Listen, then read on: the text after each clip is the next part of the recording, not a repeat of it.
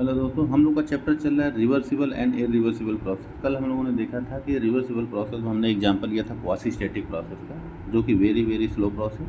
तो आज हम लोग देखते हैं इरिवर्सिबल प्रोसेस। देखिए, इरिवर्सिबल प्रोसेस का जो मेन कारण होता है, द मेन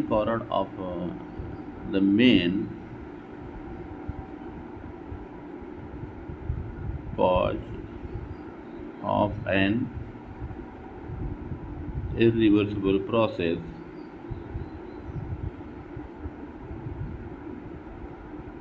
इज क्या होता है, वो है हमारा फ्रिक्शन। ठीक है, किसी भी प्रोसेस को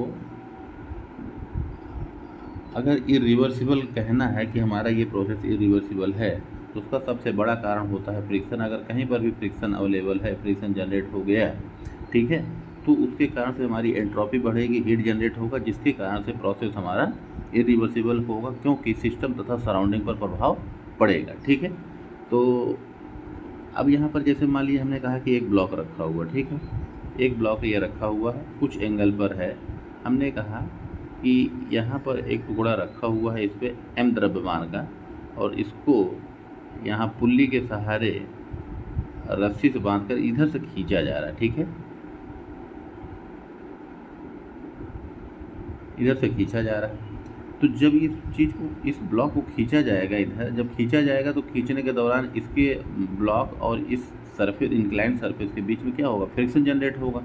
मान लीजिए हमने कहा कि हम 1 से चले और यहाँ तक आ गए 2 पर। ठीक है, तो 1 से 2 तक ले जाने में फ्रिक्शन जनरेट होगा F, और जब इसको हम फिर रिलीज करेंगे तो फिर 2 से 1 में लाने में भी क्या होगा, फ्रिक्शन जनरेट होगा। मतलब कि फॉरवर्ड और रिवर्स दोनों प्रोसेस में फ्रिक्शन हमारा जनरेट हो रहा है, जिसके कारण से ये हमारा प्रोसेस क्या होगा, इरिवर्सिबल कहलाएगा। ठीक है, अब ये इरिवर्सिबल प्रोसेस मतलब यहाँ पर हम लोगों ने एग्जांपल देखा फ्रिक्शन का। ठीक है, और हमारे पास बहुत सारे एग्जांपल हैं, हम लोग देखेंगे एक एक करके। तो उसके बाद हम लोग आज पढ़ेंगे सबसे important, very very important, free expansion process. ठीक है, फ्री एक्सपेंशन प्रोसेस हिंदी में हम लोग क्या कहते हैं, बिना रुकावट के प्रसार। एक्सपेंशन हो रहा है बट कोई ऑब्जेक्शन नहीं है, कोई ऑब्स्ट्रक्शन नहीं। ठीक है, डिफिनीशन इसकी क्या है, किताबों में लिखा होगा, expansion against vacuum is known as free expansion. ठीक है, expansion against vacuum is known as free expansion. देखिए, कहने का मतलब ये है कि किसी वैक्यूम अगर एक्सपेंशन कराया जाए तो उस जो एक्सपेंशन होगा उसका कोई ऑब्जेक्शन नहीं होगा, इसलिए कहा गया कि एक्सपेंशन अगेंस्ट वैक्यूम, ठीक है, तो वो फ्री एक्सपेंशन कहलाए। अब हम लोग इसको एक देखिए, हम एक ग्राफ बनाते हैं, एक डायग्राम बनाते हैं कि हमने कहा कि एक हमने इंसुलेटेड कंटेनर ले लिया। इंसुलेटर को दिखाने के लिए थोड़ा सा तो चारों तरफ हम लोग इंसुलेटेड टाइप का बना देते हैं।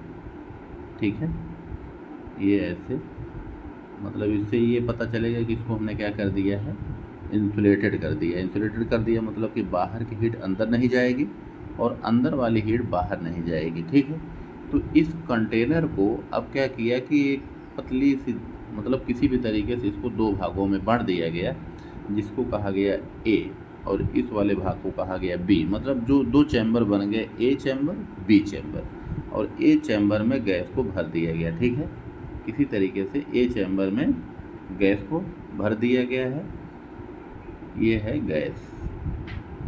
ठीक, गैस जिसका दाब क्या है, P1। चैम्बर A में जो गैस रखी गई है उसका दाब P1। अब जो चैम्बर B है, अगर यहाँ पर क्या है, अभी वैक्यूम है, ठीक है, मतलब यहाँ पर कोई भी पार्टिकल नहीं। तो जब अगर इसमें से कोई लीकेज होगा तो जो एक्सपेंशन होगा तो जो मात्रा इसमें एंटर करेगी, क्या कोई ऑब्जेक्शन करने वाला होगा, नहीं होगा। तो ये जो गैस होगी फ्रीली एक्सपेंड करेगी, कब तक, जब तक कि इस चैम्बर का और बी चैम्बर का, ए चैम्बर और बी चैम्बर का दाब बराबर नहीं हो जाता तब तक एक्सपेंशन होता रहेगा। ठीक है। अब हमने क्या किया कि यहाँ पर एक छोटा सा छेद कर दिया है, बहुत माइनर सा छेद कर दिया गया। तो जब ये अब जब जैसे छेद करेंगे तो यहाँ से क्या होंगे, ये गैस के मॉलिक्यूल निकलेंगे। ठीक है, एक्सपैंड करेंगे। जब एक्सपैंड कर रहे होंगे तो आप बताइए कि क्या गैस के मॉलिक्यूल जब यहाँ पर भी पड़े हुए थे तब भी मूवमेंट कर रहे होंगे, क्योंकि गैस के मॉलिक्यूल हम स्थिर रहेंगे नहीं, मूवमेंट हो रहा होगा। लेकिन यहाँ पर बहुत कम जगह से जब इधर निकलेंगे, जब निकलेंगे तो दोनों के बीच में क्या हो रहा होगा, फ्रिक्शन हो रहा होगा, मतलब कि कुछ हीट जनरेट हो रहा होगा। या ये कहिए कि जब गैस एक्सपेंड कर रहे होंगे वैक्यूम वाले सरफेस में, तो उस दौरान क्या ऑर्डर, मतलब ऑर्डर डिस्टर्ब हो रहा है कि नहीं, कि जो गैस के मॉलिक्यूल थे इनका ऑर्डर क्या हो रहा है, डिस्टर्ब हो रहा है। और ऑर्डर डिस्टर्ब हो गया, डिसऑर्डर हो गया, इसका मतलब कहने का ये है अगर जैसे जैसे डिसऑर्डर बढ़ता जाएगा उसकी एंट्रोपी क्या होगी, बढ़ती जाएगी। अगर एंट्रोपी बढ़ गई तो कोई भी प्रोसेस रिवर्सिबल नहीं हो सकता। ठीक है, कहने का मतलब ये है कि जब हम कुछ देर के लिए इस होल को खुला छोड़ दिए तो इस चैम्बर में भी क्या होगी, पूरी की पूरी गैस। अब इसका प्रेशर हमने कहा P1, तो यहाँ पर हम लोग लिखेंगे एक्सपेंशन के पहले का दाब कितना था, P1 ग्रेटर देन P2 रहेगा। मतलब एक्सपेंशन नहीं हो रहा है तब उसके पहले दाब क्या था, P1 ग्रेटर देन P2। तो एक्सपेंशन के बाद का दाब क्या हो जाएगा, P1 और P2 क्या होंगे, बराबर हो जाएंगे। ठीक है, P1 और P2 बराबर हो जाएंगे। तो अब देखिए इंसुलेटेड कहिए या आइसोलेटेड टैंक, जो कंटेनर है, टैंक है, वो क्या है, इंसुलेटेड है या आइसोलेटेड है। इसका मतलब क्या होगा, डेल्टा क्यू का मान 0। डेल्टा क्यू का मान 0 मतलब ये हुआ कि न तो बाहर से हीट अंदर जाएगी और न तो अंदर वाली हीट बाहर आएगी। ठीक है, और फ्री एक्सपेंशन हो रहा है तो वॉल्यूम में कोई परिवर्तन नहीं होगा। इस कंटेनर के क्या आयतन में परिवर्तन होगा, जब ये गैस एक्सपैंड करेगी इसमें, तो क्या पूरे कंटेनर के आयतन में कोई परिवर्तन होगा, नहीं होगा। नहीं होगा परिवर्तन, तो इसलिए work done in free expansion, देखिए ऑब्जेक्टिव क्वेश्चन भी आ चुका है इस पर, work done in free expansion equal to 0, मतलब कि डेल्टा डब्लू का मान भी क्या हो गया, 0 हो गया। तो अब हम लोग लगाएंगे यहाँ पर फ्रॉम, देखिए हम लोग यहाँ लिख देते हैं float, FLOT, first law of thermodynamics. First law of thermodynamics में क्या आता है, डेल्टा क्यू बराबर डी यू, आगे प्रूव करेंगे फार्मूला, डेल्टा क्यू बराबर D you plus delta W. ठीक है, ये इक्वेशन है, इसको हम लोग लगा कर अप्लाई करते हैं फ्री एक्सपेंशन को,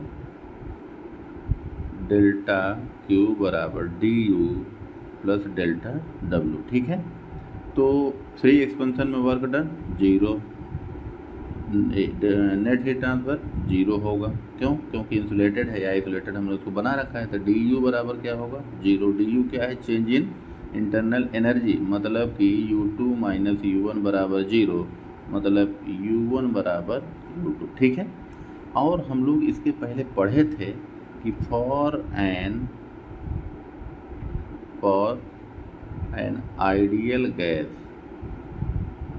ideal gas internal energy function है किसका, टेम्परेचर का।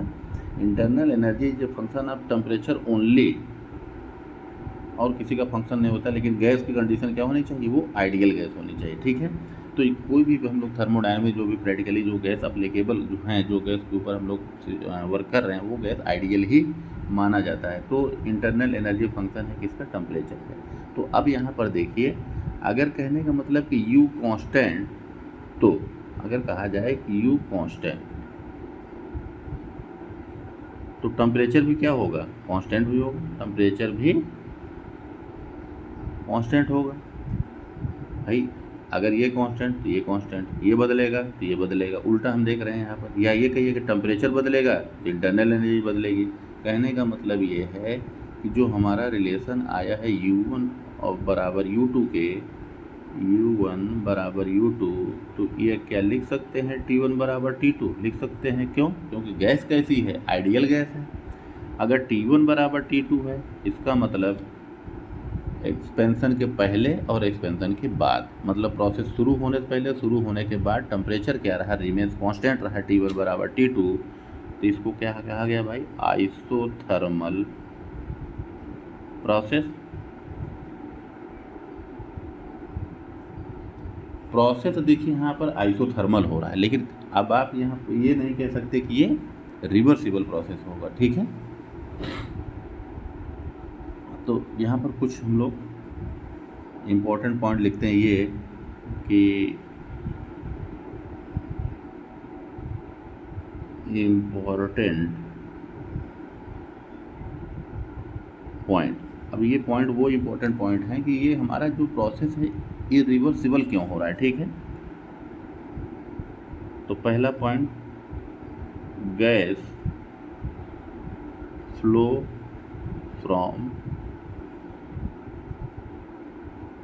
चैम्बर A to B, ठीक है। But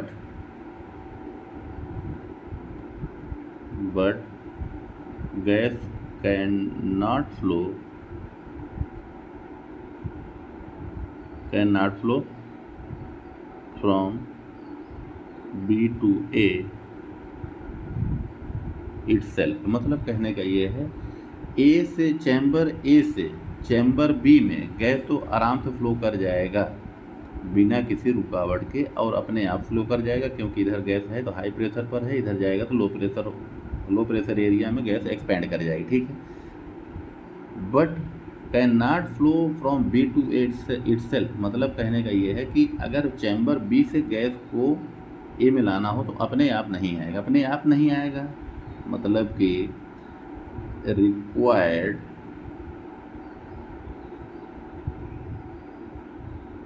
external work. अगर एक्सटर्नल वर्क की ज़रूरत पड़ेगी तो प्रोसेस कैसा हो जाएगा, एक्सटर्नल वर्क करेंगे तो सिस्टम तथा सराउंडिंग के ऊपर प्रभाव पड़ेगा। Required external work due to this, किसके, एक्सटर्नल वर्क के कारण, due to this the process becomes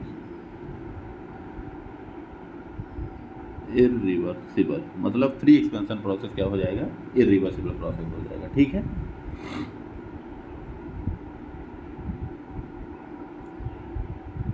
पहला कंडीशन। दूसरा कंडीशन ये है कि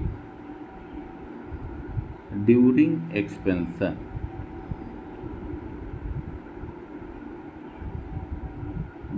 एक्सपेंशन प्रोसेस, मतलब कि जब एक्सपेंशन हो रहा होगा उस दौरान, एक्सपेंशन के दौरान एंट्रोपी। देखिए एंट्रोपी अपने आप में एक बहुत ही बड़ा चैप्टर है। एंट्रोपी की डिफिनीशन अगर बताना हो तो the degree of measure of disorderness, मतलब कि जितना ज़्यादा डिसऑर्डर होगा उतनी ज़्यादा एंट्रोपी होगी, ठीक है। The during expansion process entropy of gas is increases, therefore